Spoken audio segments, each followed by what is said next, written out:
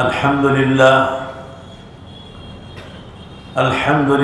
नहमदुहु व नस्तईनुहु व नस्तगफिरुह व नु'मिनु बिही व नतवक्कलु अलैहि व नऊज़ु बिल्लाहि मिन शुरूरि अनफुसिना व मिन सय्यिआति अअमालिना मन यहदिहिल्लाहु फला मुदिल्ल लहु व मन युद्लिल्हु फला हादिय लहु ونشهد أن لا إله إلا الله وحده لا شريك له ونشهد أن سيدنا ومولانا محمدا عبده ورسوله قال الله تبارك وتعالى أعوذ بالله من الشيطان الرجيم بسم الله الرحمن الرحيم شهر رمضان الذي أنزل فيه القرآن هدى للناس وبينات من الهدى والفرقان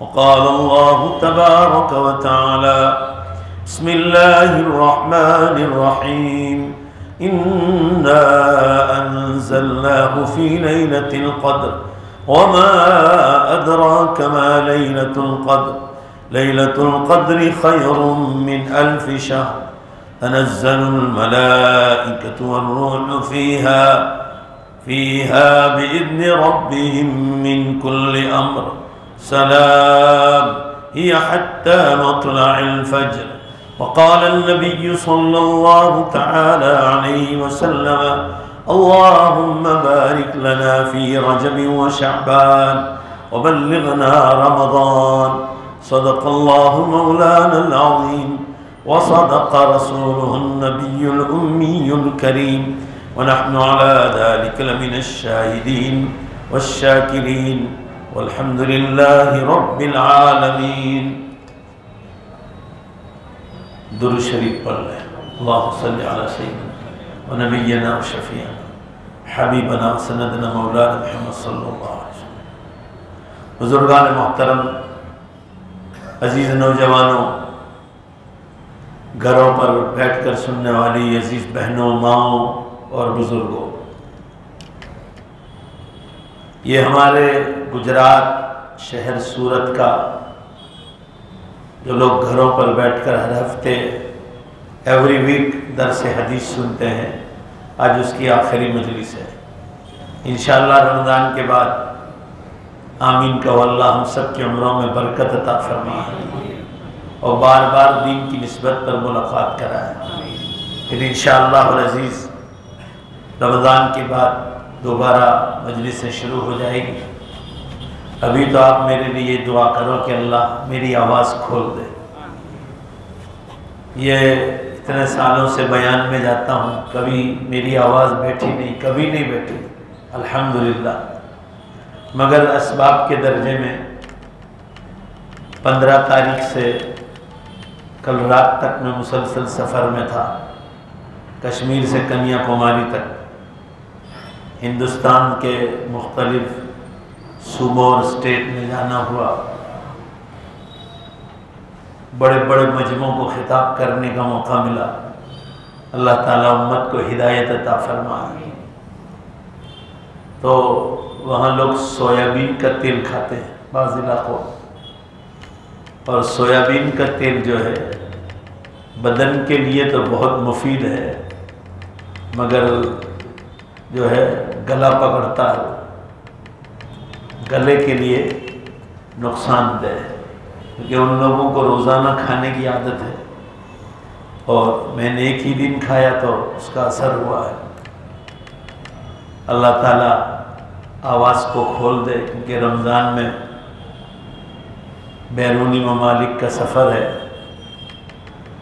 और उसमें भी रोज़ाना एक प्रोग्राम औरतों का, एक मर्दों का जो मस्जिदों में होता है, तो उसका भी ख्याल करना है। तो अल्लाह ताला रहम फरमा दे। मुझे सिर्फ आज की इस मजलिस में बहुत मुख्तसर सी बात अर्ज़ करनी है। कुछ ज़्यादा भी अर्ज़ करता, मगर अभी थोड़ी देर पहले मेरे जो दोस्त की इंतकाल की खबर आई जो मेरे यूँ कहो कि दिल से मुझसे मोहब्बत करते थे। अंकलेश्वर के पास पानोली रेलवे स्टेशन है, वहाँ करीब में एक गांव है रवींद्रा गांव, जहाँ के हज़रत मुफ्ती अब्दुल्ला साहब हासोट वाले मज़ाहिरी, जो शेखुल हदीस थे और दारुल हासोट के बानी थे, उन्हीं के गांव के बहुत बड़े आदमी थे, बड़े दीनदार। अभी पिछले महीने वो कलकत्ता मेरे साथ बयान में आए थे, बहुत तंदुरुस्त आदमी। अभी ये यहाँ आए थे, कुछ पेट में दर्द हुआ, यहाँ के डॉक्टरों की कुछ नज़र नहीं गई और जो है एक दिन होश में भी आ गए, बातचीत भी की और कहा सबको मेरा ये मैसेज पहुँचा देना कि मेरी ज़ात से किसी को तकलीफ़ पहुँची हो तो माफ़ कर दें। वो वीडियो मेरे पास है भी। और अभी खबर आई कि वो अल्लाह को प्यारे हो गए और वो सब मिलकर इन्ना लिल्लाहि व इन्ना इलैहि राजिऊन आमीन कह दो। अल्लाह की पूरी पूरी मग़फ़िरत फरमाए, अल्लाह उन्हें जन्नत में आला मकाम अता फरमाए, अल्लाह उनके घर वालों को सब्र जमील अता फरमाए। और बड़े नेक साले आदमी थे, उलमा जिनकी तारीफ़ करे क्या पूछना होगा। बहुत सारे उलमा से उनके ताल्लुक़ात थे और बहुत मखलूक खुदा की खिदमत का बहुत काम करते। किसी की ज़मीन का मसला, पासपोर्ट का मसला, आयुष्मान कार्ड का मसला, माँ कार्ड का मसला, अरे दो रात दिन पान कार्ड का मसला, फी सबीलिल्लाह लोगों के काम करते। और मेरी तो उन्होंने बहुत खिदमत की है जिसका कोई जवाब नहीं, इसका कोई जवाब नहीं। उनको किसी ने कह दिया था मेरे बारे में कि मौलाना जो है एक परिंदा आता है, वो परिंदा मौलाना को बहुत पसंद, हालांकि मैंने उनसे कभी नहीं कहा था। तो एक दिन दस्तरखान पर कहने लगे कि मैं कई जगह मैंने लोगों से पूछा कि आपको क्या चीज़ पसंद है, कहा कि आपके एक दोस्त ने बता दिया। तो देखो मैंने दस्तरखान पर कितने दूर से वो परिंदा मंगवाया और आपके लिए मैंने खाना हाजिर किया है। ये मोहब्बत की बात थी। अल्लाह ताला उनको गरीक़ रहमत फरमा। उलमाए किराम की खिदमत, जमातें आती थी उसमें खिदमत करना, खानकाहों के बुज़ुर्गों की खिदमत करना। बहुत साहिब माल आदमी थे, ज़मींदारी भी बड़ी लंबी चौड़ी थी, बकरों का भी तबेला था, घोड़े के भी बड़े शौकीन थे, घोड़ा पालते तो फरमाते थे ये मेरे नबी की सुन्नत है सवारी करना। अगर 65 साल की उम्र थी, बड़े तंदुरुस्त आदमी। अभी एक महीना पहले कहा मैं आपको, एक महीना पहले मेरे साथ कलकत्ता का सफ़र किया। मैं आपको बार बार कहता हूँ कि देखो ज़िंदगी का कोई भरोसा नहीं। भाई बोलो भरोसा है, चले गए अल्लाह के, अल्लाह उन्हें जन्नत में आला मकाम अता फरमाए। तो मेरे बुज़ुर्गों, अजीज़ भाइयों, रमज़ान मुबारक हमारे सामने आ रहा है। पहले ये सोचो और समझो कि रमज़ान को रमज़ान क्यों कहा जाता है, अल्लाह ने इसका नाम रमज़ान क्यों रखा। तो समझ लो कि रमज़ान अरबी ज़ुबान का लफ्ज़ है। ज़ोर से बोलो, कौन सी ज़ुबान का लफ्ज़ है? अरबी। रमज़ान के माने आते हैं किसी चीज़ को जलाकर राख कर देना कि उसका नामो निशान बाकी न रहे, जलाकर राख कर दे। रमज़ान की ये माना है। अल्लाह ने इस महीने का नाम इसलिए रखा है कि मुसलमान नमाज पढ़कर, रोज़ा रखकर, तरावीह पढ़कर, एतिकाफ और शब कद्र की तलाश करके, लोगों को इफ्तार करा के, लोगों को सहरी कराकर, तहज्जुद की नमाज पढ़कर, मगरिब के बाद 6 रकात अव्वामीन पढ़कर, पूरी पूरी ज़कात निकाल कर, राह खुदा में लिल्लाह खर्च करके और गुनाहों से बचकर, तिलावत करके, ज़िक्र व अज़कार, दुरूद शरीफ और इस्तिग़फ़ार करके, जब ये सारे अमाल करेगा रमज़ान में और गुनाहों से बचेगा तो रमज़ान इसलिए नाम रखा है कि ये नेकियां करके और ये गुनाहों से बचकर ये अपने पूरे साल के गुनाहों को इस तरह जलाकर राख कर देगा कि उसका नामो निशान बाकी न रहे। इसलिए अल्लाह ने इसका नाम रमज़ान रखा है कि गुनाहों को जलाकर राख कर देता है। रमज़ान में जो करने के काम है वो रोज़ा रखना है। रोज़ा रखना कोई मुश्किल काम नहीं। जो खाना हम दोपहर खाते थे वो अल्लाह ताला सहरी में खिला देता है। सहरी खाने को बरकत की चीज़ बतलाया गया हदीस में, अस्सुहूरु बरकतुन। सहरी खाना बरकत की चीज़ है, नबी की सुन्नत भी है, बरकत भी है। दोपहर जो खाना खाते थे वो सहरी में खिला दिया। 12-13 घंटे भूखे रहना है, प्यासे रहना है और फिर अल्लाह से उसका अजर व सवाब हासिल करना है। फरमाया सारी नेकियों का बदला क़यामत के दिन फरिश्तों से दिलवाऊंगा, मगर जोर से बोलो, रोजे की नेकी का बदला अल्लाह खुद अता फरमाए अपने मुबारक हाथों से। ये कितनी बड़ी फजीलत होगी। इसलिए रमजान में गुस्सा आना थोड़ा फितरी चीज है। भूखा प्यासे है आदमी, कोई छेड़छाड़ करे गुस्सा। फरमाया कोई लड़ाई करने के लिए आए तो कह दो मैं रोजे से हूँ। रोजा और झगड़ा दोनों साथ नहीं चल हो सकता है, जमा नहीं हो सकता। लिहाजा दोस्तों के साथ भी नहीं, सहेलियों के साथ भी नहीं, घर में भी नहीं, हस्बैंड वाइफ भी नहीं, माँ बाप भी नहीं। कोई भी लड़ाई करने का इम्कान हो फौरन कह दो मैं रोजे से हूँ, बात खत्म हो गई। दुकानों पर भी नहीं, फैक्ट्रियों पर भी कह दो भाई मैं रोजे से हूँ।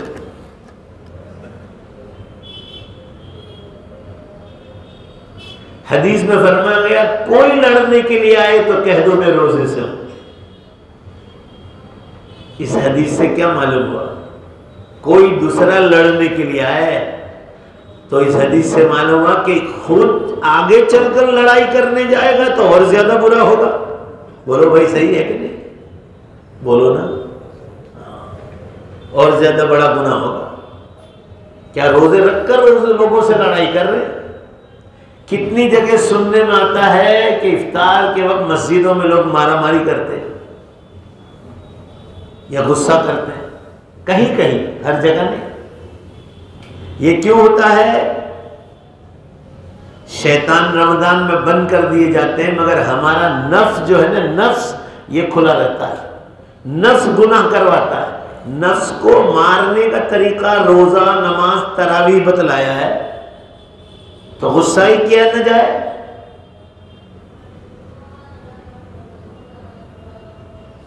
इसलिए निकाह की जो हदीसें आती है कि अगर किसी के पास निकाह करने की ताकत नहीं है, औरत को मेहर देने की, शादी करने की ताकत नहीं, पैसा ही नहीं है, तो उसको भी ये कहा कि अब शहवत को मारना है तो रोजा रखो।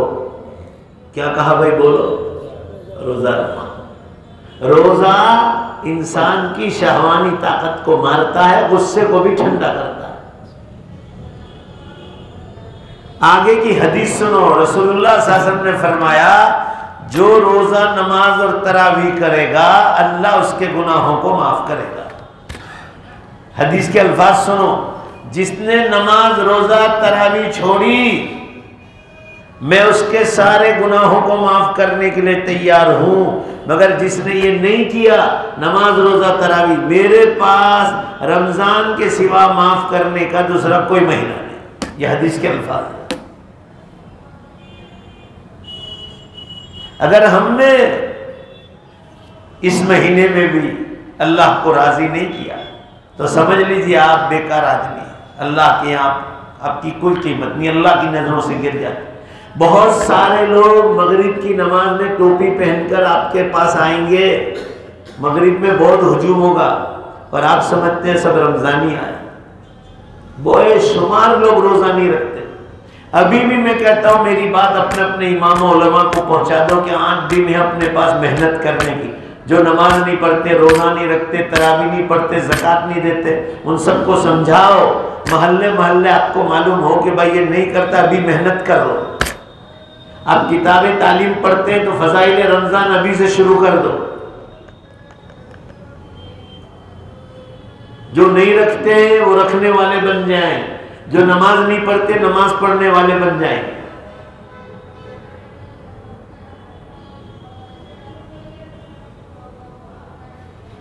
उलमाए किराम अभी से अपने बयानों में ये जुमा आ रहा है, अभी से कह दें कि भाई रमजान की फजीलत क्या है, न रखने का अजाब क्या है, तो उम्मत रखना शुरू कर दे। बहुत जरूरत है कि हम लोग ये 8-10 दिन 8 दिन मेहनत कर लें।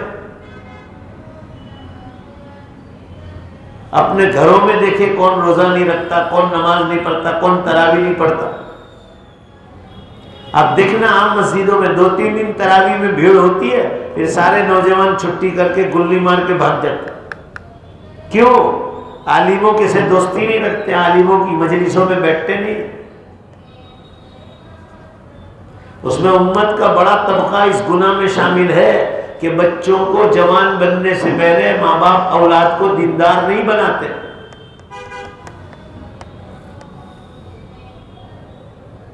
यहाँ मैं इलाज के लिए बैठता हूँ, कितनी माएँ अपने जवान बच्चों के लिए आते हैं कि हम बच्चे नशे करते हैं, शराब पीते हैं, इंजेक्शन में नशा करते हैं, नाक में सूंघने में नशा करते हैं। क्यों? हमने बच्चों को दीनदार नहीं बनाया। पूरे भारत देश में आवाज लगा के आया हूं कि मेरा जो मशवरा नहीं मानोगे, जो कुरान और हदीस का मशवरा, मेरा घर का मशवरा नहीं, कि दुनिया की अच्छी जानकारी अगर कॉलेज यूनिवर्सिटियों में आप दे रहे हैं, उससे इंसान इंसान नहीं बनता है। जब तक उसके साथ दीनी तालीम नहीं होगी, जोर से बेशक बोलो, इंसान सच्चा इंसान और सच्चा मुसलमान भी नहीं बन सकता। पूरे इंडिया में कहकर आया हूं।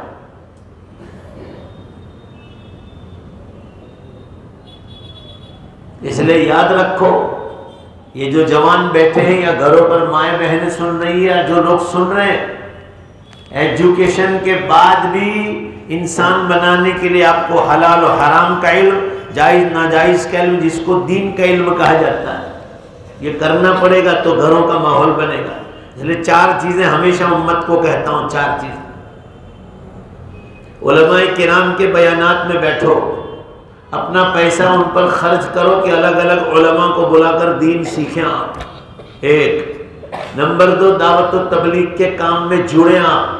मकामी जो हफ्तावारी गश्त होता है, मस्जिदवार जमात की तालीम, घरों की तालीम, ये सब चीज़ें मजबूती से होंगी, अल्लाह के रास्तों में जाने का मिजाज, तो अल्लाह ताला आपको ज़रूर हिदायत देगा।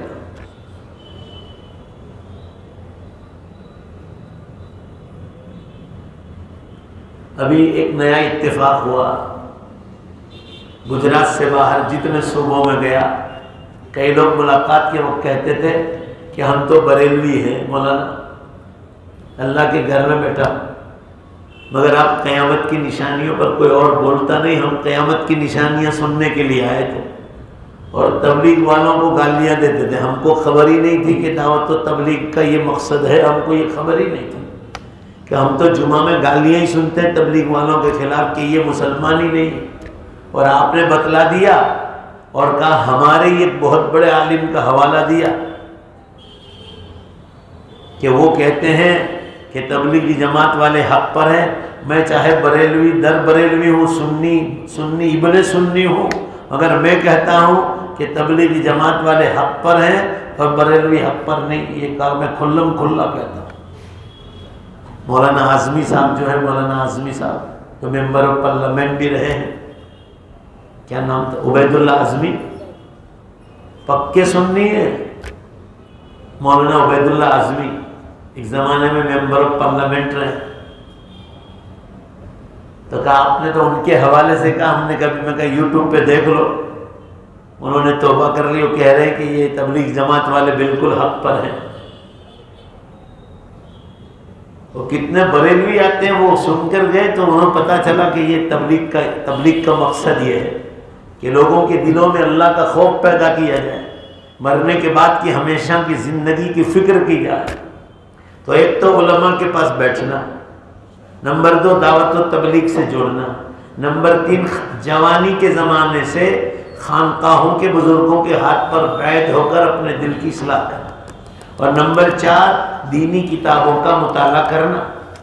वरना जन्नत तो हाथ से जाएगी, आपको दुनिया में भी जिंदगी गुजारने में जो मजा और सुकून होना चाहिए, अंदर का चैन, वो नहीं मिलेगा। आपको मेरे चेहरे पर कोई असर लगता है? 15 तारीख से घर से निकला था, कल रात 1 बजे घर पे पहुंचा हूं। जरा जोर से बोलो नहीं, कितनी तारीख से निकला था? 15 तारीख से। गए पीर को मैं आया ही नहीं था, सफर में था। मालूम है आप लोगों को? यहाँ सूरत से गया राजस्थान, जयपुर उतरा, जयपुर में बयान किया, रात को सुबह की ट्रेन से बीकानेर पहुंचा। बीकानेर 2 दिन अलग अलग जगहों पर बयानात हुए। वहाँ से जयपुर आया, फिर वहाँ से बिहार गया, इधर से वहाँ, बिहार से बंगाल, बंगाल से कन्याकुमारी, कन्याकुमारी से कश्मीर, कश्मीर से इधर, उधर से उधर, MP, मध्य प्रदेश, कर्नाटका, कहाँ।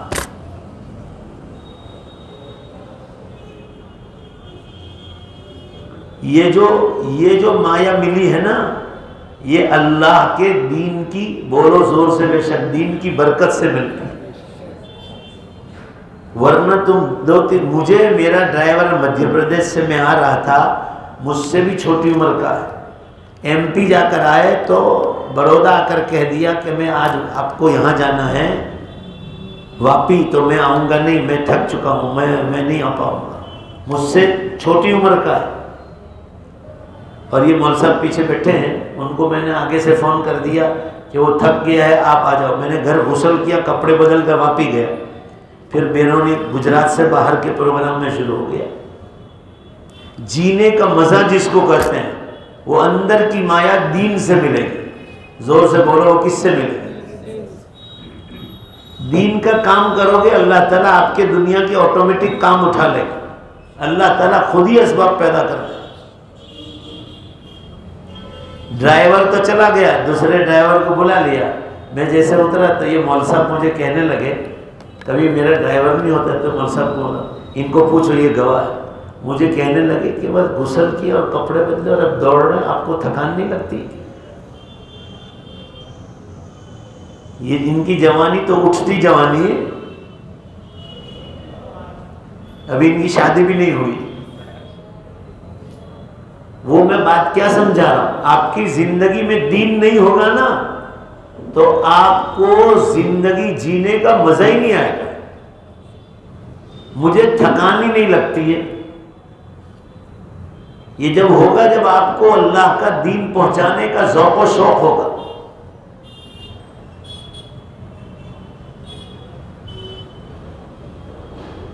अभी बड़ौदा में एक आदमी ने खुदकुशी की, विजय कुमार करके, गैर मुस्लिम थे। अखबार में लिखा था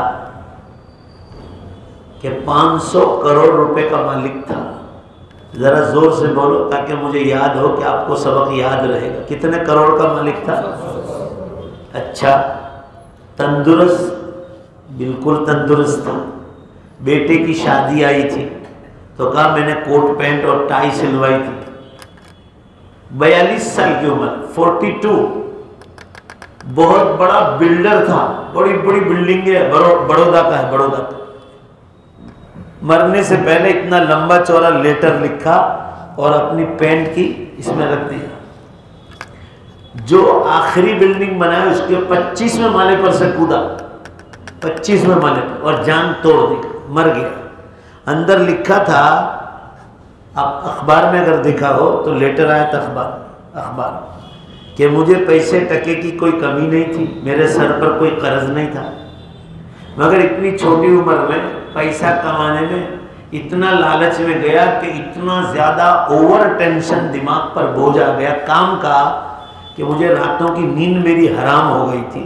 का दिमाग खुदा ने जो बनाया बहुत छोटा था और काम में उससे ज़्यादा कर रहा था। जो मेरी ज़िंदगी में भी मैं वो 500 करोड़ पूरा खा भी नहीं सकता था, मगर लालच ने मुझे इतना आगे बढ़ाया कि मैं ओवर लिमिट टेंशन में आ गया।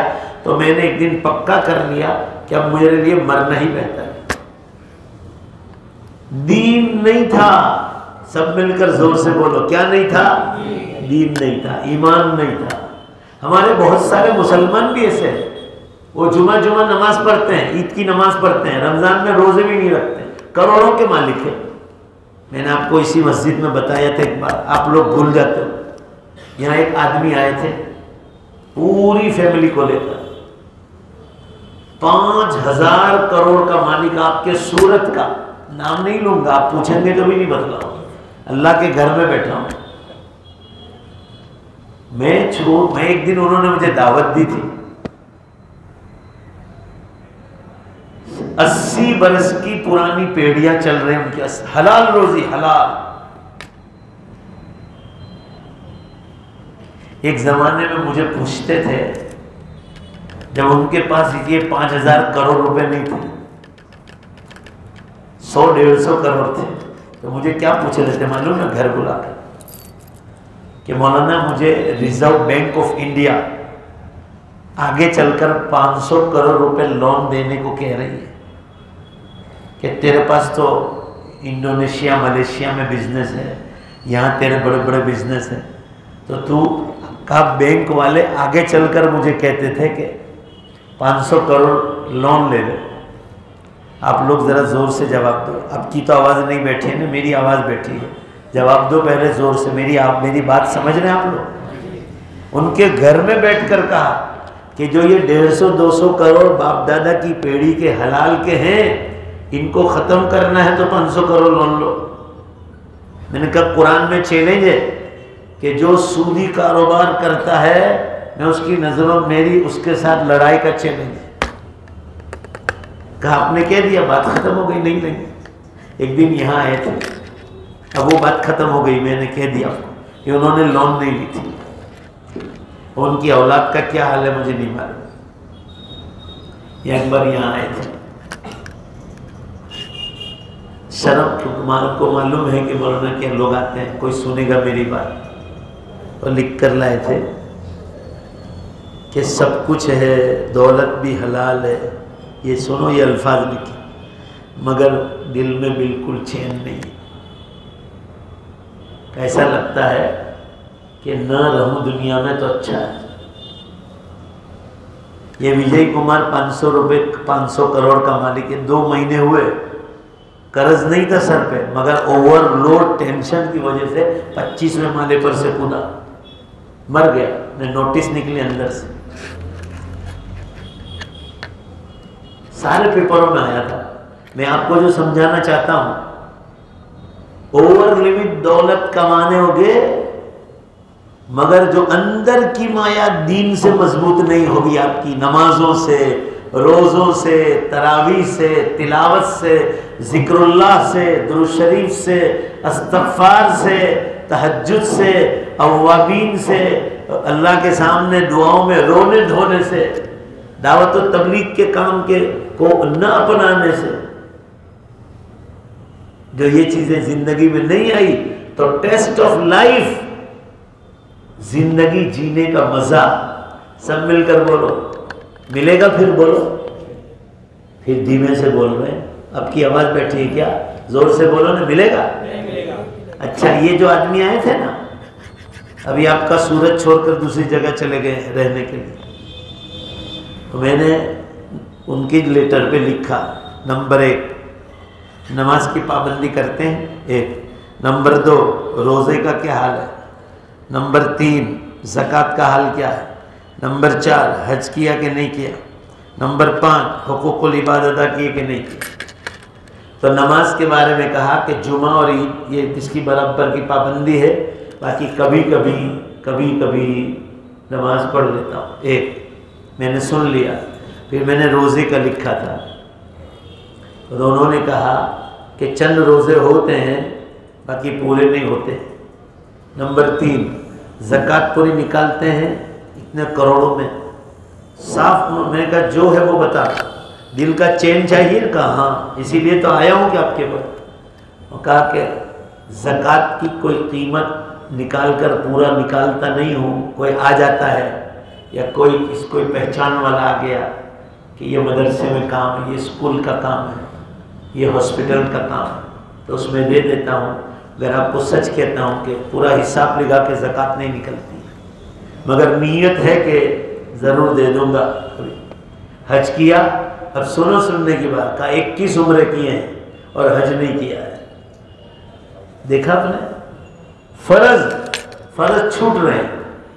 21 उम्र किए, पूरी फैमिली को लेके जाते, उसके बाद उन्होंने हज किया और अब पूरी ज़कात निकालने। उसके बाद वापस एक दावत दी थी। उनके वालिद के ज़माने से, काठियावाड़ के ज़माने से हमारे ताल्लुकात थे उनके, समझे आप। फिर उन्होंने कहा अल्हम्दुलिल्लाह मौलाना, अब समझ में आ गई बात कि दौलत से दिल का सुकून कभी नहीं मिलता है। भाई बेशक बोलो ना जोर से, सब मिलकर बोलो, दिल का सुकून और चैन जोर से बेशक बोलो, अल्लाह की याद से मिलता है। समझ रहे हो? हाँ, ये चीज है टेस्ट ऑफ लाइफ, जिंदगी का मजा, ये अंदर की माया मजबूत है। आप अपने मकान के सामने झाड़ उगाना चाहते हैं तो अल्लाह का कानून है कि जड़ में पानी डालना है। जोर से बोलो, पानी कहाँ डालना पड़ेगा? झाड़ को उगाना है तो जड़ में पानी डालना पड़ेगा। पत्तों पे पानी मार से झाड़ जिंदा नहीं रहेगा, मर जाएगा। ये है दीन इस्लाम जो है ना, आमाल, अल्लाह के अहकाम, ये है दरख्त में जड़ में पानी डालना है तो जिंदगी जीने का मजा मिलेगा। जड़ में पानी डाल दोगे, पत्ते के बाल में पानी पहुंच जाएगा, दरख्त हरा भरा रहेगा। आपके पास करोड़ों रुपए हो, आप नमाजी नहीं, जिक्र अज़कार नहीं, आपके दिल में सुकून कैसे आएगा? अभी मैं मध्य प्रदेश में था, सुनने जैसी बात। एक बहुत बड़े नेता आए थे, बहुत बड़े नेता। आपको मालूम है, मैं तो खुलेआम कहता हूँ, चाहे लोगों को बुरा लगे, कि मैं पब्लिक को राजी करने के लिए तकरीर नहीं करता हूँ। मैं उम्मत को क़यामत की निशानियाँ बतलाता हूँ तो कुछ लोग नाराज़ भी होते हैं न, फिर जब वो देखते हैं ना, फिर बाद में तौबा करके मुझे कहते हैं कि अब बात समझ में आ गई, क़यामत करीब। मुझे उम्मत को राज़ी नहीं करना है, मुझे आपको सही बात बतलानी है। नाराज़ आप हो, आपकी गलती है, मुझे जो बात कहना है वो अल्लाह को राज़ी करने के लिए कहना है। ज़ोर से बोलो, किसके लिए कहना है? तो मदरसे वालों ने, चूंकि मदरसे के साथ स्कूल चल रही, एक बहुत बड़े नेता को बुलाया था। सुनो बात ध्यान से, सुनने जैसे। और कैसा लेवल, मध्य प्रदेश का टॉप लेवल का सीएम के पास बैठने वाला। मैंने उनसे कहा कि मेरे साथ स्टेज पर जितने लोग बैठे हैं, ये हमारे नेता साहब हैं जो बैठे हैं, मैं उनसे माफ़ी चाहूँगा, मैं तो ये पब्लिक को सुनाना चाहता हूँ। मैंने कहा कि दुनिया में बादशाहों ने खुदकुशी और आत्महत्या की है, सुसाइड किया है, उसके किस्से हमारे पास मौजूद हैं। मेंबर ऑफ पार्लियामेंट की है, उसके हमारे पास किस्से मौजूद हैं। बड़े बड़े मालदारों ने खुदकुशियां की है, उसके किस्से हमारे पास हैं। शराब के अड्डे चलाने वाले और गुनाहों में रलने पलने वाले, उन्होंने आत्महत्या की, उसके किस्से हमारे पास। हजारों का मजमा था मौल साहब, मैं क्या बताऊं, मध्य प्रदेश में इंदौर के पास। वो नेता साहब भी बैठे हुए, मैंने उनकी तरफ कहा, नाम था उनका, नाम भी मुझे याद है, आ जाएगा याद। मैंने कहा कि अगर आपको मेरी बात सच्ची लगे तो आप तो, मैंने कहा कि मध्य प्रदेश के लेवल के नेता हैं, आप ज़रा ज़ोर से बोलेंगे तो मेरी बात की तायीद हो जाएगी। मैंने कहा ये मेरे पीछे जितने उलमा स्टेज पर बैठे हैं, इनको जितना जिंदगी का अंदर का सुकून है, बादशाहों से लेकर दुनिया के बड़े से बड़े नेता के पास वो दिल का सुकून नहीं जो ये मौलवियों के पास है। इनके चेहरों पर कभी तुम्हें कोई बेसुकूनी या बेचैनी नजर आई? पूरा मजमा जवाब दो। पूरे मध्य प्रदेश में किसी मस्जिद के इमाम ने कभी पंखे से लटक कर या नदी में कूद कर आत्महत्या की हो तो मुझे एक किस्सा सुना दो।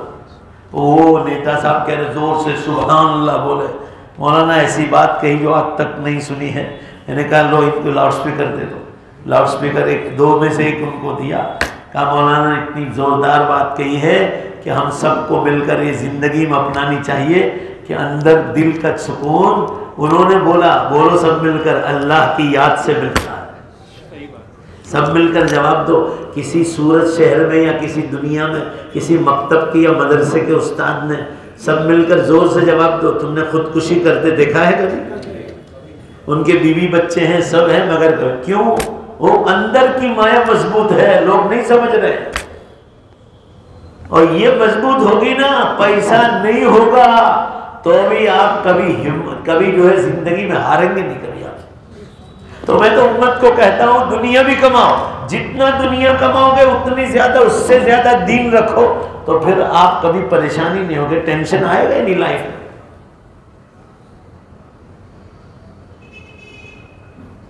फिर सबके हाथ ऊंचे करवाए, क्योंकि मैं सबकी आवाज कैसे सुन सकता था? आप यूट्यूब पे देखो, 10-10 हज़ार, 15-15 हज़ार। कल तो मैं जहाँ बिहार में था ना, बिहार में मुझे चलते चलते आधा घंटा ऊपर हुआ, तब जाकर मैं स्टेज पर पहुंचा हूँ। चलते जाना, गाड़ी तो जा ही नहीं सकती थी देहातों में, गाड़ी जा ही नहीं सकती। चीर कर, पूरा मजमा चीर कर आधा घंटा चला, तब जाकर मैं स्टेज पर पहुंचा हूँ।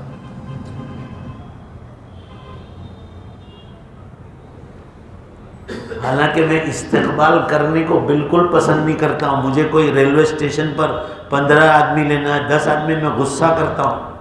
1 आदमी या 2 आदमी हो। एयरपोर्ट पर भी अभी मुझे खबर नहीं थी, उड़ीसा गया था, उड़ीसा। मैंने अपने मोबाइल पर दुनिया भर के नंबर है, वो चीज़ में मैं तो अचानक हैरान रह गया उनको। मैंने वो मदरसा कमेटी पर इतना गुस्सा किया कि आज तक किसी पर नहीं किया। और मैंने जो मौलाना थे वहाँ, मैंने उनसे कहा कि मैंने ज़िंदगी में ऐसा नहीं किया है। आप लोग जो फूल डाल रहे हैं मेरे ऊपर, मेरी गाड़ी पर, ये अल्लाह की नेमत है, रास्तों में लोगों के पाँव पड़ेंगे, आप गुनहगार होंगे। मेरी ज़िंदगी में कभी ऐसा नहीं हुआ। और 3 किलोमीटर तक मजमा लाके खड़ा किया, अल्लाह को गवाह रख कर कहता हूँ। कितना किलोमीटर? और एक टेम्पो लिया, उस पर बड़े बड़े लाउड स्पीकर रखे, और मेरे नाम से चिल्ला रहे। मैंने कहा आप मना करवा दो किसी भी हाल में। कहा मौलाना ये इतना बड़ा मजमा है, मेरे कंट्रोल में नहीं, मैं कुछ नहीं कर पाऊँ। मैंने कहा गुनहगार आप लोग होंगे। मैंने कहा कान पकड़े कि ये उड़ीसा वालों ने ऐसा किया है। मैंने कहा सबको मालूम है, मगर मैं सफ़र से आ रहा था, मुझे ये मालूम नहीं था कि आप लोग का, मैं समझा आपको मेरी आदत मालूम होगी। मैंने कहा अल्लाह को पसंद ही नहीं है वो चीज़, हम करेंगे नहीं। ये तो नेता लोग करते हैं, नेता आएंगे तो रास्तों में फूल डालते हैं, ये करते हैं। हम उलमाए किराम में कुरान हदीस पढ़ाते हैं। ये फूल अब आप इतने 2,000-3,000 रुपए के फूल किसी गरीब के पेट में जाते हैं? गाड़ियों पर डालने से क्या होता है? नहीं, ये इस्तिक़बाल, किस चीज़ का इस्तिक़बाल? 3 किलोमीटर तक पब्लिक खड़ी कर दी है, 3 किलोमीटर तक। इतना अंदर से नाराज हो रहा था, और जुबान पर एक ही लफ्ज़ था मेरे, अल्लाह अकबर, अल्लाह अकबर, अल्लाह अकबर। बेशक बोलो अल्लाह ही सबसे बड़े। ये नेता लोगों को पसंद है। और मैंने वहाँ जो बात कही वो ये कही कि याद रखो, जितना एजुकेशन होगा उससे ज़्यादा दीनी तालीम की ज़रूरत है, तो जीने का मज़ा आएगा। आज की बात करो, बात करना है तो पूरी बात कर लो। एक बहन आई थी, जवान, 2 बच्चे की माँ है। ये सुन लो आप, गुजरात स्टेट से बाहर उसका निकाह हुआ था, वहाँ से कोई मामला हुआ होगा, तलाक हो गई। यहाँ जिस मर्द से शादी की है, आपको नाम ले लो ना तो आप सब सूरत वाले समझ जाओ कि ये वो है वो शोरूम वाला। न इसके बाप के पास इतनी प्रॉपर्टियाँ, और ये इतने शोरूम का मालिक है। मैंने उससे औरत से आज ही पूछा, ये आप लोगों भी कह रहा हूँ, लोग घरों पर भी सुन रहे हैं। मैं तो आप लोगों को राज़ी करने के लिए कोई बात करता ही नहीं हूँ, आपकी भलाई के लिए कह रहा हूँ और उम्मत की भलाई के लिए। उसने मुझे मोबाइल में से फ़ोटो बतलाया। अब आप सोचो, करोड़ों में रहने वाला शख्स है वो, करोड़ों में। शादी करते वक्त सब कहा कि ये आप ये होगा, ये होगा, सब गारंटी नहीं थी। इतना बुरी तरह मारता है पैसे पे, इतना बुरी तरह मारता है। आप सोचो, मैंने उनसे सवाल किया इस लड़की से कि उसने दीन कितना पढ़ा। भाई ज़रा मुझे ज़ोर से जवाब दो ताकि मुझे इत्मीनान हो कि आप मेरी बात समझ रहे हैं, आप लोग मेरी बात समझ रहे हैं। मैं क्या पढ़ा है? कहा इंग्लिश मीडियम से इसके वालिद ने पढ़ाने रखा था, तो घर पर कोई हाफिज जी पढ़ाने आते थे तो सिर्फ कुरान के हुरूफ पढ़ना जानते हैं, वो भी मुश्किल से सही नहीं के सही नहीं, और दीनी तालीम कुछ भी नहीं। तो मैं कहा उसको बीवी का हक क्या है वो भी पता नहीं। तो कहा हक पता होता तो वो मुझे मारते। करोड़ों रुपए होने के बावजूद बीवी का खर्चा नहीं दे रहा है। अगर इसलिए मैं चिल्लाता हूं ना, आपकी औलादों को बेइज्जती जेवर तक, बेटियों को बेटों को पढ़ाओ, उसमें हुकूकुल्लाह हुकूकुल इबाद हजरत मौलाना थानवी रहमतुल्लाह अलैह ने पूरा समेट लिया। बीवी का हक क्या है, शौहर का हक क्या है, औलाद का हक क्या है, पड़ोसी का हक क्या है, हजारों चैप्टर लिखे हैं कुरान और हदीस के साथ। हजरत थानवी रहमतुल्लाह अलैह ने शुरू में लिखा है बेइज्जती जेवर में, जो मेरी बेइज्जती जेवर खुद पढ़ ले या अपनी औलादों को पढ़ा दे, कसम अल्लाह की खाकर कह रहा हूँ, यह जुमला लिखा है कि फिर किसी मुफ्ती से तुमको फतवा पूछने की जरूरत पेश नहीं आई। अब इतना बड़ा शख्स सदी का, जिसका इल्म तकवे को अरब उलमा मुंह में उंगलियां डालते थे, कि हिंदुस्तान में मौलाना अशरफ अली थानवी जैसा शख्स कि लाइट नहीं, बिजली नहीं है, 65 बीघा जमीन के मालिक थे, खानका खुद की जमीन पर बगैर लाइट के उस शख्स ने 1500 किताबें किस तरह लिखी हमारी समझ से बाहर है।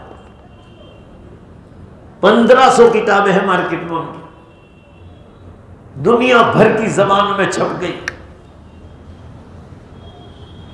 तो मैंने कहा कि दीन का इल्म कितना, तो कहा कुरान, इसके सिवा कोई किताब नहीं, दीन का कुछ नहीं। ये मैं कहता हूं उम्मत को, दुनियावी तालीम के बाद भी आप अधूरे हैं। बेशक बोलो, जब तक दीन नहीं होगा आपको जिंदगी जीने का भी मजा नहीं आएगा, तो जन्नत कैसे मिलेगी आपको?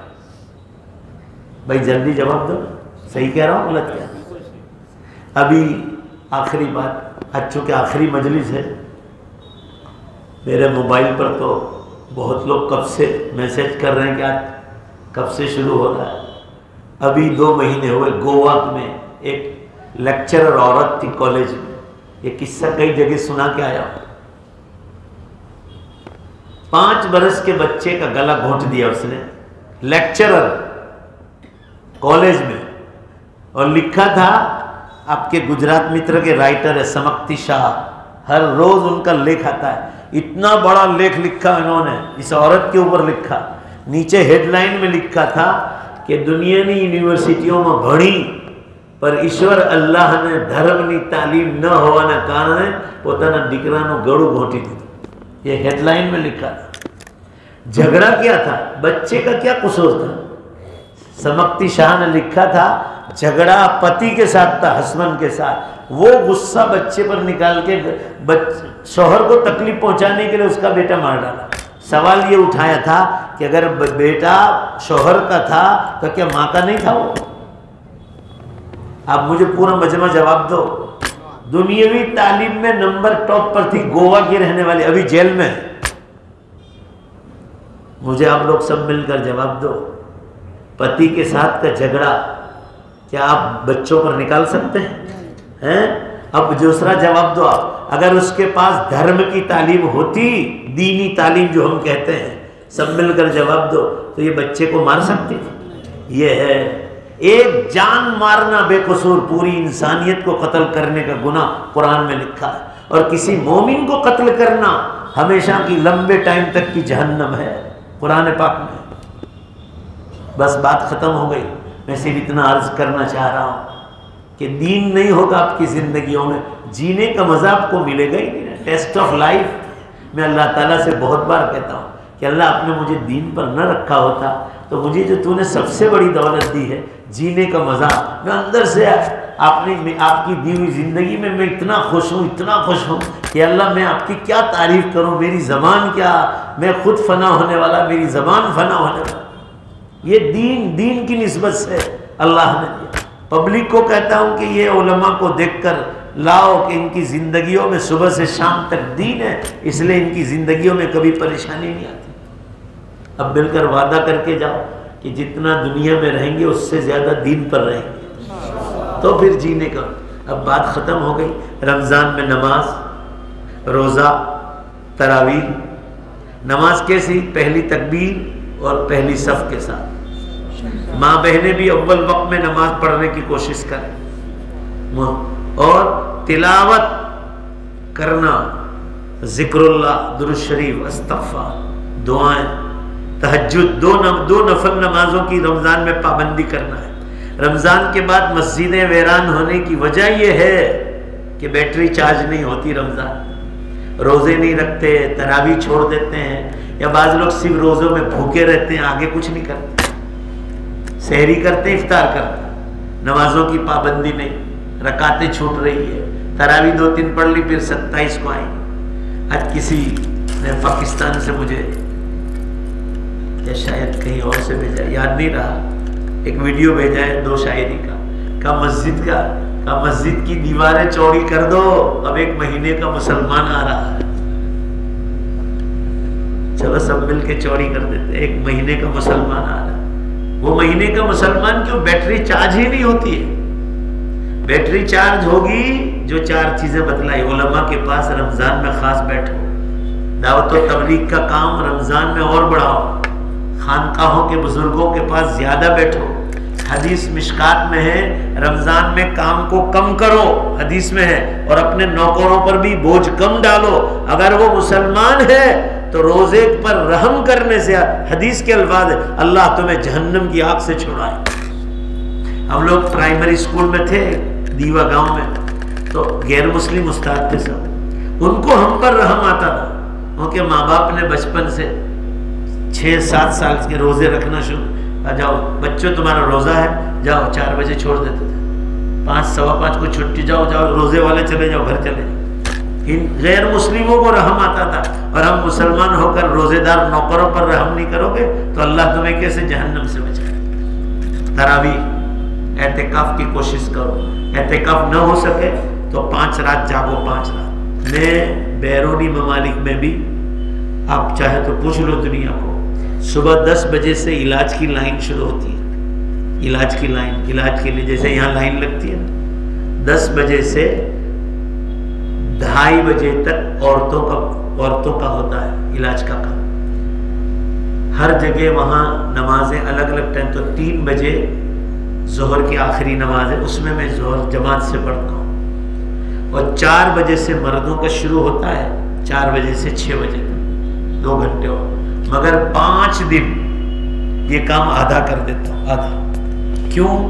कि मुझे शब कदर तलाश करनी है। जोर से बोलो ने भाई, मैं अमल नहीं करूँ ना आपको बतलाऊँ तो फिर अल्लाह ताला देख रहा है, कोई फायदा नहीं होगा। तो मैं वो 5 दिन, जरा जोर से बोलो, 8 घंटे की जगह जोर से बोलो कितने घंटे काम करता हूँ, और उसमें मैं ज़्यादा आराम कर लेता हूँ। तो मैं 5 रातें अल्लाह के सामने थोड़ा इबादत करके अल्लाह को शब कदर को तलाश करने की कोशिश करता हूँ।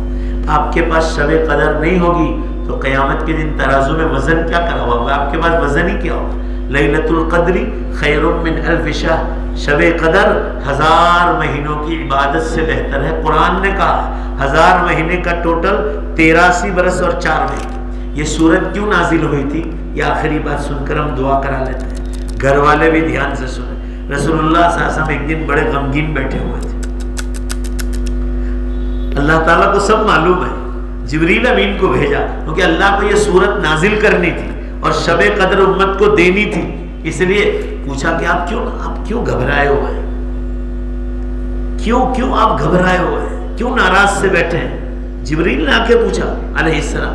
आप सल्लल्लाहु अलैहि वसल्लम ने फरमाया, मैं ये सोचकर गमगीन हो रहा हूं अंदर से कि हजरत आदम अलैहिस्सलाम से लेकर हजरत ईसा अलैहिस्सलाम तक अल्लाह ने उम्मतों को बड़ी लंबी लंबी उम्र अता फरमाई और मेरी उम्मत को बहुत छोटी है, 60 से 70 बरस, 60 to 70 हदीस में है।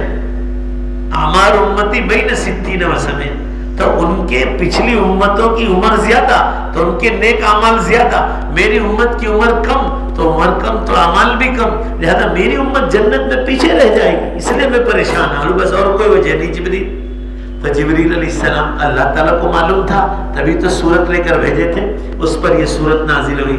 सब मिलकर पढ़ो, इन्ना अंज़लनाहु फी लैलतिल क़द्र। ये सूरत नाजिल हुई कि हमने इस कुरान पाक को इस रात में, महीना रमजान का, मगर रात शबे कद्र में शुरू किया कुरान को उतारने। फिर धीमे धीमे 23 बरस में कुरान पूरा हुआ, मगर शुरुआत शबे कद्र से हुई और रमजान से हुई। और उसमें फरमाया गया ये रात जिसको मिलेगी, तो फिर आप सल्लल्लाहु मारे खुशी के खड़े हो गए। जब ये सूरत नाजिल हुई ना, मारे खुशी के खड़े हो गए। और आप सल्लल्लाहु क्या खुश हो गए मालूम है? फरमाया अल्लाह ने मेरी उम्मत की उम्र कम दी। सुभान अल्लाह बोलना जब बात पूरी हो जाए, मगर रमजान और शबे कदर की बरकत से अल्लाह ने मेरी उम्मत की उम्र सारी उम्मतों से बढ़ा। एक रात 83 बरस और 4 महीने, 50 रात मिल गई तो 8 पंचा 40, 4000 बरस की इबादत का सवाब तो रमजान में खड़े खड़े मिल जाता है। और फिर अपनी जिंदगियों की नेकी आना। अब बाकी का बयान बाद में सुनते रहना, थोड़ा हम पर भी रहम खाओ, ये आखिरी मजलिस थी इसलिए थोड़ा ज्यादा कह दिया। नमाज, रोजे, तरावी, तिलावत, जिक्रुल्लाह, दुरूद शरीफ, इस्तिग़फ़ार, दुआएं, ज़कात पूरी निकालना, सदक़ात खैरात ज्यादा करो मरहूमीन के नाम से। ज़कात में पहले अपने गरीब रिश्तेदार, नंबर 2 पर मदरसे में पढ़ने वाले गरीब बच्चे और यतीम बच्चे, और स्कूलों में भी जो गरीब बच्चे आप उनको भी दें, समझे आप। और लिल्लाह खैरात ज्यादा करो, लिल्लाह खैरात मरहूमीन के इसाले सवाब की। कल उठकर हम भी मरहूम हो जाएंगे, इसलिए अल्लाह के वास्ते ज़कात पूरी निकालो, सवाब ज्यादा है। रमजान में ज़कात सदक़ात करोगे सवाब बढ़ जाएगा। रमजान में कोई उम्रा करे रसूलुल्लाह सल्लल्लाहु अलैहि वसल्लम के साथ हज करने के बराबर। अब आपको और क्या चाहिए? रमजान में झूठ से बचना, खबरदार।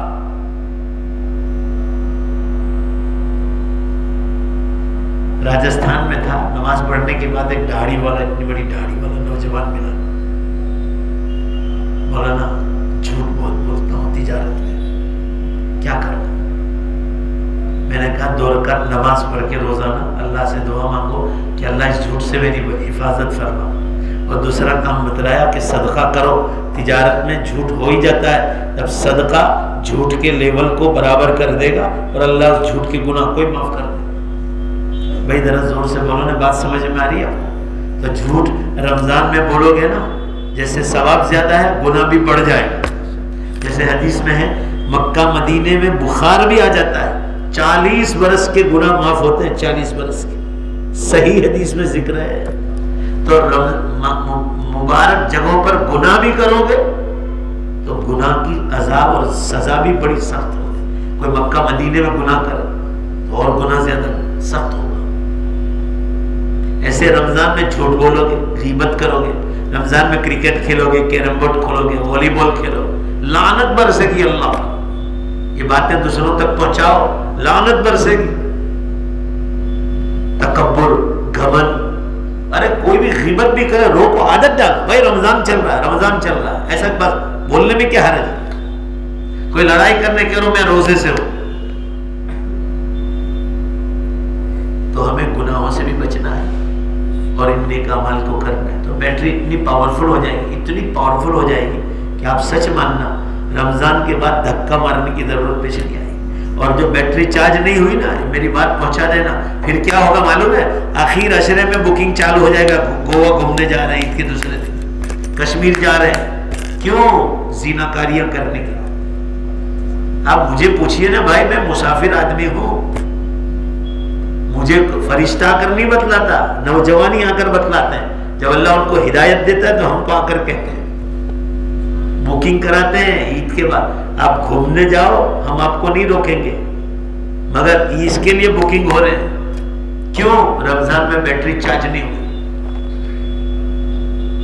अल्लाह ताला हमारी सबकी हिफाजत फरमाए और अल्लाह ताला हमें मुबारक महीने की कदरदानी की तौफीक अता फरमाए। आखिरी जो एक और नसीहत रह गई, उम्मत में दीनदार लोगों का भी ये हाल है। क्या हाल है मालूम? रमजान का 29वां चांद देखने जाएंगे ना कि चलो आज चांद देखने जाए, दुनियादार की तो बात छोड़ो, जो दीनदार है ना वो भी नजर नहीं आया तो पहले से कहते हैं कि आज लगता नहीं कि आज चांद होगा, शायद कल ही होगा। यानी रमजान देर से आवे ने ईद का चांद ताबर तोड़कर 100-150 फोन करते हैं, 100-150 फोन। रमजान आवे देर से ने जावे जल्दी से। ईद में जल्दी कब बाहर निकले ये तो मान लो कि अंदर का मजा नहीं मिलेगा। हुजूर सल्लल्लाहु अलैहि वसल्लम की हदीस सुन लो, अब मैं खड़ा हो जाता हूँ। आप सल्लल्लाहु अलैहि वसल्लम ने फरमाया, मेरी उम्मत को अगर ये मालूम हो जाए कि रमजान का एक रोजे का सवाब क्या है तो मेरी उम्मत ये तमन्ना करती कि अल्लाह सारा साल रमजान हो जाए तो हम रोजे रखने के लिए तैयार। बस अल्लाह मेरे आपके बैठने को कबूल फरमाए।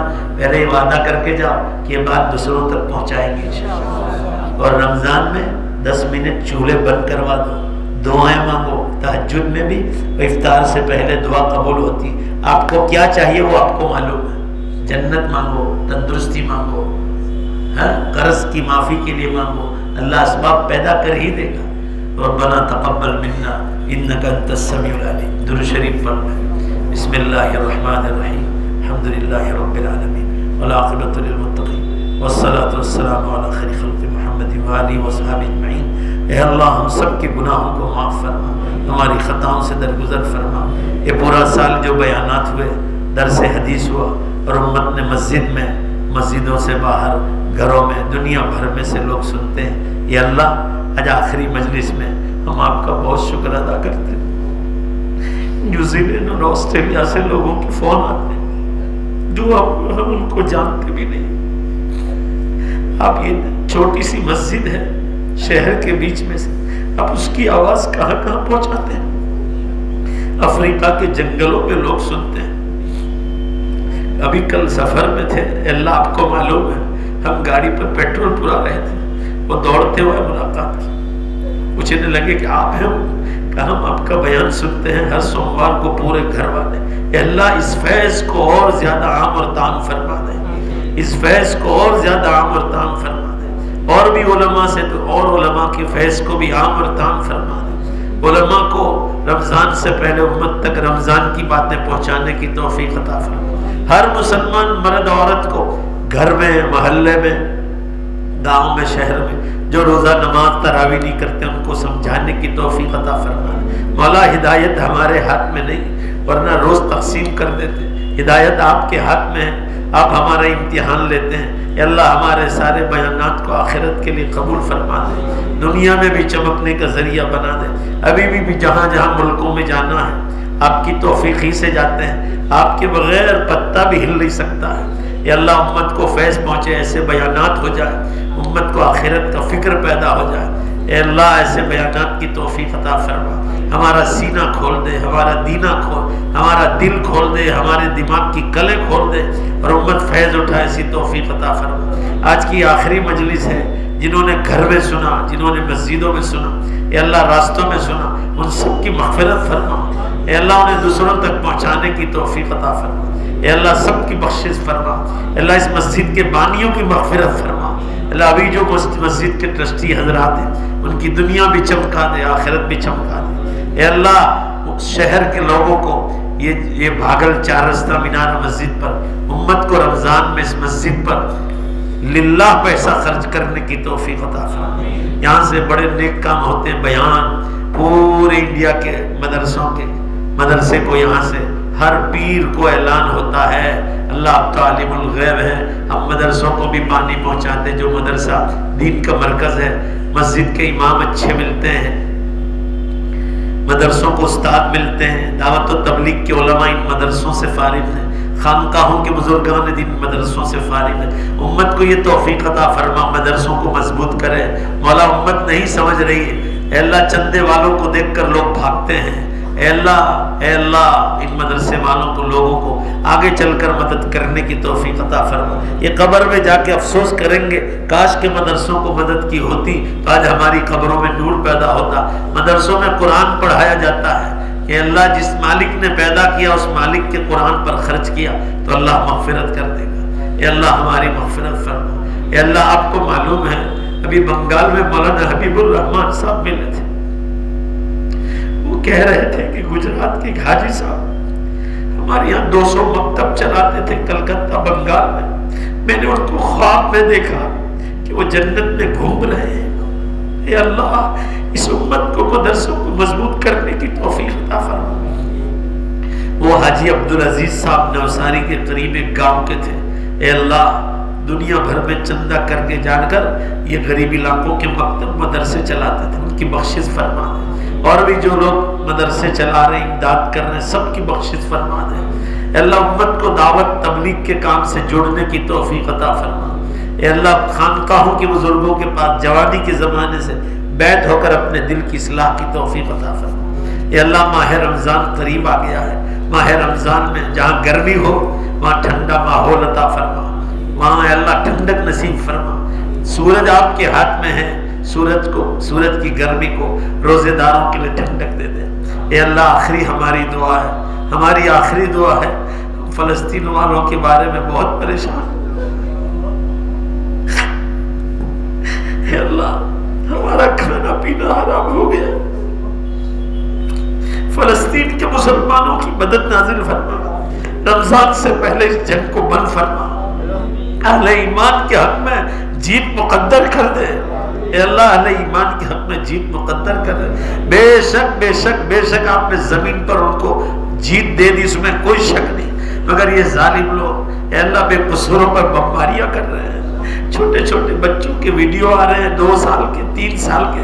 उनकी माँ उनको कफन पहना कर उनके गालों पर बोसे दे रही। हमसे ये वीडियो देखे नहीं जाते। ए अल्लाह, नाबालिग बच्चों के खून को रंग देकर इन जालिमों की बस्तियों को हलाक फरमा दे। इन पर अजाब नाजिल फरमा, इन पर हलाकतें मुकद्दर फरमा। तूने कौम आद और समूद को मारा है, तूने इन जालिमों को मारना क्या मुश्किल का। उम्मत का इम्तिहान न लीजिए, आप इम्तिहान ले रहे। उम्मत बहुत कमजोर है, ये आखिरी जमाने के मुसलमान है, बहुत कमजोर है। उम्मत का इम्तिहान आप बंद कर दें, अल्लाह आपका बड़ा एहसान होगा।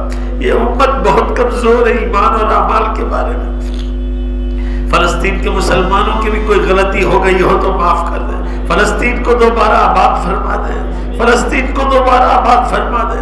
बेशुमार लोगों ने हस्बुनल्लाह व निअमल वकील, नेमल मौला व निअमल नसीर पढ़कर जान दे दी है। इन शहीदों को बेहतरीन दर्जा नबियों शहीदों के साथ अता फरमा दे। जख्मियों को शिफा दे दे, बीमारों को शिफा दे दे। जो इधर उधर डर के मारे भाग गए हैं, कैंपों में रह रहे हैं, उनके खाने पीने का गैब से मदद फरमा दे।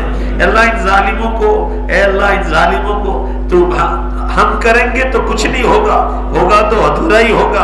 अल्लाह, हम दुआओं और सदका के सिवा कुछ नहीं कर सकते। पूरी उम्मत को रमजान में इन फलस्तीन वालों के लिए दुआ करने की, उनके नाम से खैरात सदका करने की उम्मत को तौफीक अता फरमा। हमारी आखिरी मजलिस है, हमारी दुआओं को कबूल कर ले। हमारे ये जितने 7-8 नौजवान हमारी खिदमत में आते हैं, अल्लाह, ये इखलास के साथ, कोई इनकी लालच नहीं है, खालिस तू जानता है कि एक आलिम दीन की खिदमत के लिए 7-7, 8-8 नौजवान इस मस्जिद में लगे रहते हैं। अल्लाह, इनकी तिजारतों में बरकत अता फरमा, इनकी दुनिया भी चमका दे, इनकी आखिरत भी चमका दे। भला हम इनके लिए दुआओं के सिवा कुछ नहीं कर सकते। इनके सरों पे कर्जा है, अगर तो अल्लाह तो इनके कर्जों को आसान फरमा दे, इनके घरों के मसाइल हल फरमा दे, इनकी रुकावटों को ख़त्म फरमा दे। ए अल्लाह, ये अपनी दुकानें फैक्ट्रियां सब छोड़ छाड़ कर मुझ जैसे नाचीज़ की खिदमत के लिए यहाँ, ए अल्लाह, रात देर तक रहते हैं, इनको बेहतरीन बदला अता फरमा। अल्लाह, तो इनको नवाज दे, बेहतरीन नवाज। इस मस्जिद के जिम्मेदारों को भी जो यहाँ हमारी खिदमत में रहते हैं, सबको बेहतरीन बदला अता फरमा। जो पूरे साल मजलिस में आए, कभी कभी आए, या आज आखिरी मजलिस में आए, या लोग घरों पर सुन रहे हैं, अल्लाह, इन सबको बेहतरीन बदला अता फरमा। अल्लाह, हम सबको हमारे यहाँ बैठने को कबूल फरमा। हमारी दुनिया भी चमका दे, हमारी आखिरत भी चमका दे। हमारी दुआओं को अपने फजल व करम से, अपने पाकनामों के तुफ़ैल, यार हबीब जनाब रसूलुल्लाह सल्लल्लाहु अलैहि वसल्लम के सदक़े तुफ़ैल कबूल फरमा। रब्बना तक़ब्बल मिन्ना इन्नका अंतस समीउल अलीम बिरहमतिका या अरहमर राहिमीन।